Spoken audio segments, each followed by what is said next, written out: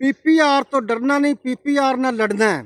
ਤੁਸੀਂ ਆਪਣੇ ਜਾਨਵਰ ਇੰਨੇ ਕੁ ਮਜ਼ਬੂਤ ਬਣਾਉਣੇ ਨੇ ਕਿ ਅਗਰ ਪੀਪੀਆਰ ਦੀ ਬਿਮਾਰੀ ਤੁਹਾਡੇ ਜਾਨਵਰਾਂ ਵਿੱਚ ਆ ਵੀ ਜਾਵੇ ਤੇ ਤੁਹਾਡੇ ਜਾਨਵਰ ਕੂਵਤ ਮਦਾਫਤਕ ਇੰਨੀ ਕਿ ਤੁਹਾਡੇ ਜਾਨਵਰਾਂ 'ਚ ਹੋਵੇ ਕਿ ਪੀਪੀਆਰ ਦੀ ਬਿਮਾਰੀ ਖੁਦ ਬਖੁਦ ਰਿਮੂਵ ਹੋ ਜਾਵੇ, ਤੁਹਾਡੇ ਜਾਨਵਰ ਤੰਦਰੁਸਤ ਰਹਿਣ। ਅੱਲਾ ਦੇ ਹੁਕਮ ਨਾਲ ਤੁਹਾਨੂੰ ਮੈਂ ਨੁਕਸਾ ਦੱਸ ਰਿਹਾ, ਅਗਰ ਇਸ ਦਾ ਇਸਤੇਮਾਲ ਕਰਦੇ ਹੋ ਸਹੀ ਤਰੀਕੇ ਨਾਲ, ਜਿਸ ਤਰ੍ਹਾਂ ਮੈਂ ਦੱਸਾਂਗਾ, ਤੁਹਾਡੇ ਜਾਨਵਰ ਪੀਪੀਆਰ ਦੀ ਬਿਮਾਰੀ 'ਚ ਮੁਬਤਲਾ ਨਹੀਂ ਹੋਣ ਲੱਗੇ। खुदा न खास्ता ਤੁਹਾਡੇ ਫਾਰਮ ਤੇ ਕਿਸੇ ਜਾਨਵਰ ਵਿੱਚ ਆ ਜਾਂਦੀ ਪੀਪੀਆਰ ਦੀ ਬਿਮਾਰੀ ਤੇ ਅੱਲਾ ਦੇ ਹੁਕਮ ਨਾਲ 100% ਤੰਦਰੁਸਤ ਰਹੇਗਾ, ਪੀਪੀਆਰ ਦੀ ਬਿਮਾਰੀ ਰਿਮੂਵ ਹੋ ਜਾਵੇਗੀ। ਪਰ ਨੁਕਸਾ ਜਿਸ ਤਰ੍ਹਾਂ ਮੈਂ ਦੱਸਾਂਗਾ ਉਸ ਤਰ੍ਹਾਂ ਇਸਤੇਮਾਲ ਕਰਨਾ ਹੈ। ਜਿਹੜੇ ਜਾਨਵਰ 'ਚ ਪੀਪੀਆਰ ਦੀ ਮਰਜ਼ ਆ ਜਾਏ ਤੁਸੀਂ ਉਸ ਜਾਨਵਰ ਨੂੰ ਵਾੜੇ 'ਚੋਂ ਅਲੱਗ ਕਰ ਦੇਣਾ, ਜਾਨਵਰਾਂ ਦੇ ਵਿੱਚ ਨਹੀਂ ਰੱਖਣਾ, ਉਹਨੂੰ ਅਲੱਗ ਕਰ ਦੇਣਾ, ਉਹਨੂੰ ਚਾਰਾ ਵੀ ਲੱਗ ਦੇਣਾ, ਉਹਦਾ ਟ੍ਰੀਟਮੈਂਟ ਵੀ ਲੱਗ ਕਰਨਾ। ਤੇ ਨੁਕਸਾ ਤੁਹਾਨੂੰ ਮੈਂ ਦੱਸ ਰਿਹਾ ਭਰਾਵਾਂ ਨੂੰ, ਸ਼ੁਰੂਆਤ ਵਿੱਚ ਸਾਨੂੰ ਵੀ ਬੜੇ ਮਸਲੇ ਮਸਾਇਲ ਹੋਏ। 20-25 ਸਾਲ ਹੋ ਗਏ ਗੋਟ ਫਾਰਮਿੰਗ ਵਿੱਚ। ਸ਼ੁਰੂ ਤੋਂ 2-3 ਸਾਲਾਂ ਵਿੱਚ ਜਦੋਂ ਸਟਾਰਟ ਕੀਤਾ ਸੀ ਪੀਪੀਆਰ 'ਚ ਮੇਰੇ 2-3 ਜਾਨਵਰ ਦਾਇਆ ਹੋਏ। ਉਸ ਤੋਂ ਬਾਅਦ ਅੱਲਾ ਦਾ ਹੁਕਮ ਹੈ 18-20 ਸਾਲ ਹੋ ਗਏ ਨੇ ਮੇਰਾ ਇੱਕ ਜਾਨਵਰ ਪੀਪੀਆਰ ਦੀ ਮਰਜ਼ ਵਿੱਚ ਜ਼ਾਇਆ ਨਹੀਂ ਹੋਇਆ, ਕਿਉਂਕਿ ਮੈਂ ਦੇਸੀ ਚੀਜ਼ਾਂ ਇਸਤੇਮਾਲ ਕਰ ਰਿਹਾ।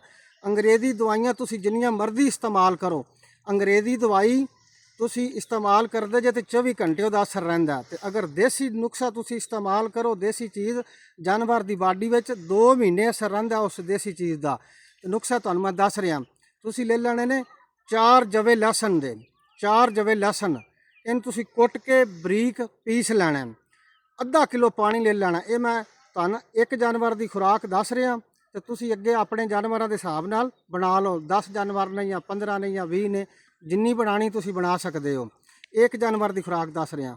4 ਜਵੇ ਤੁਸੀਂ ਲਸਣ ਦੇ ਲੈ ਲੈਣੇ ਨੇ, ਛਿੱਲ ਲੈਣੇ ਨੇ, ਪੀਸ ਲੈਣੇ ਨੇ, ਕੁੱਟ ਕੇ ਬਰੀਕ ਕਰ ਲੈਣੇ ਨੇ, ਅੱਧਾ ਕਿਲੋ ਪਾਣੀ ਲੈਣਾ ਹੈ।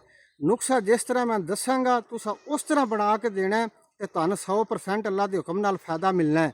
ਅਗਰ ਤੁਸੀਂ ਸ਼ਾਰਟਕਟ ਕਰੋਗੇ, ਸਿਰਫ ਨੁਕਸਾ ਦੇਖੋਗੇ, ਤੁਹਾਨੂੰ ਫਾਇਦਾ ਨਹੀਂ ਆ ਸਕਦਾ, ਕਿਉਂਕਿ ਇਸਤੇਮਾਲ ਤੁਸੀਂ ਗਲਤ ਕਰਾਓਗੇ। ਅਸਲ ਚੀਜ਼ ਹੀ ਦੇਸੀ ਚੀਜ਼ ਦੀ ਸ਼ਨਾਖਤ ਹੀ ਹੈ ਕਿ ਇਸਤੇਮਾਲ ਕਿਸ ਤਰ੍ਹਾਂ ਕਰਾਉਣਾ ਹੈ।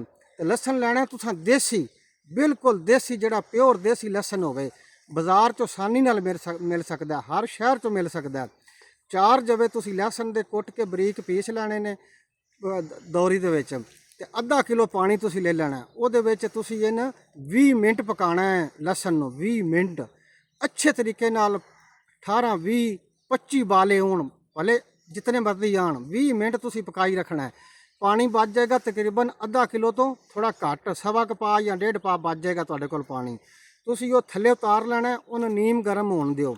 ਵਿੱਚ ਤੁਸੀਂ ਕੀ ਕਰਨਾ ਜੀ, 2 ਚਮਚਾ ਗੁੜ ਦੀਆਂ ਪਾਣੀਆਂ ਨੇ, 2 ਚਮਚਾ ਗੁੜ ਦੀਆਂ ਵਿੱਚ ਪਾਣੀਆਂ ਨੇ। ਇਸ ਪਾਣੀ ਦੇ ਵਿੱਚ ਇਹ ਤੁਸੀਂ ਪਾਣੀ ਤਕਰੀਬਨ 1 ਘੰਟਾ ਪਿਆ ਰਹਿਣ ਦੇਣਾ, 1 ਘੰਟਾ ਠੰਡਾ ਹੋਣ ਦਿਓ। ਜਦੋਂ ਇਹ ਪਾਣੀ ਠੰਡਾ ਹੋ ਜਾਏ ਤੁਸੀਂ ਜਾਨਵਰ ਨੂੰ ਪਿਲਾ ਦੇਣਾ 100 ml, ਜਿਹੜਾ ਤੁਹਾਡਾ ਤੰਦਰੁਸਤ ਜਾਨਵਰ ਹੈ ਤੇ ਜਿਹਦੇ ਵਿੱਚ ਪੀਪੀਆਰ ਆ ਗਏ ਆ, ਉਹਨੂੰ ਤੁਸੀਂ ਸਵੇਰ, ਦੁਪਹਿਰ, ਸ਼ਾਮ 3 ਟਾਈਮ ਪਿਲਾਣਾ।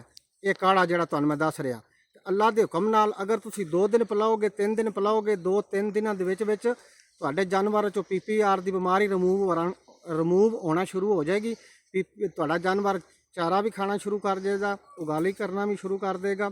ਉਸ ਤੋਂ ਬਾਅਦ ਤੁਸੀਂ ਕੀ ਕਰਨਾ, ਉਸ ਤੋਂ ਬਾਅਦ ਤੁਸੀਂ ਲੈ ਲੈਣਾ ਮੱਖਣ, ਦੇਸੀ ਮੱਖਣ, ਗਾਂ ਦਾ ਮਿਲ ਜਾਏ, ਮੱਝ ਦਾ ਮਿਲ ਜਾਏ, ਗਾਂ ਦਾ ਮਿਲ ਜਾਏ ਜਾਂ ਮੱਝ ਦਾ ਮਿਲ ਜਾਏ, ਉਹ ਤੁਸੀਂ 1 ਚਮਚ ਦੇਸੀ ਮੱਖਣ ਮਿਲ ਜਾਏ, ਉਹ ਤੁਸੀਂ ਜਾਨਵਰ ਨੂੰ ਦਿਨ 'ਚ 1 ਟਾਈਮ ਕਿਸੇ ਟਾਈਮ ਖਿਲਾ ਦੇਣਾ ਚਮਚ ਦੇ ਨਾਲ।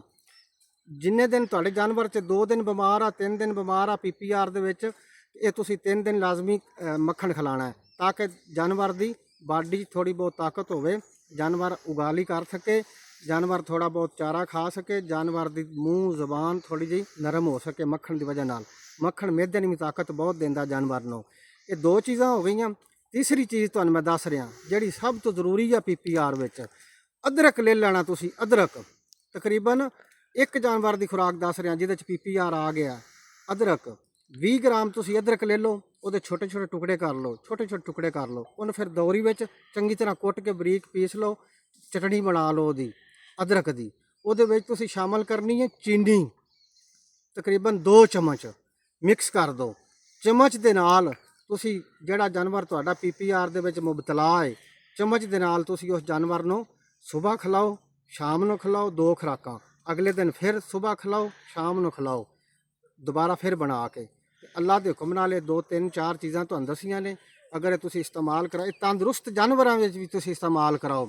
ਅਗਰ ਤੁਹਾਡੇ ਜਾਨਵਰ ਬਾੜੇ ਵਿੱਚ ਬੱਕਰੇ ਨੇ 10 ਨੇ 15 ਨੇ 20 ਨੇ, ਇੱਕ ਇੱਕ ਖੁਰਾਕ ਹਫਤੇ ਦੇ ਵਿੱਚ ਇੱਕ ਇੱਕ ਖੁਰਾਕ ਲਾਜ਼ਮੀ ਇਸਤੇਮਾਲ ਕਰਾਓ ਤੰਦਰੁਸਤ ਜਾਨਵਰਾਂ ਨੂੰ।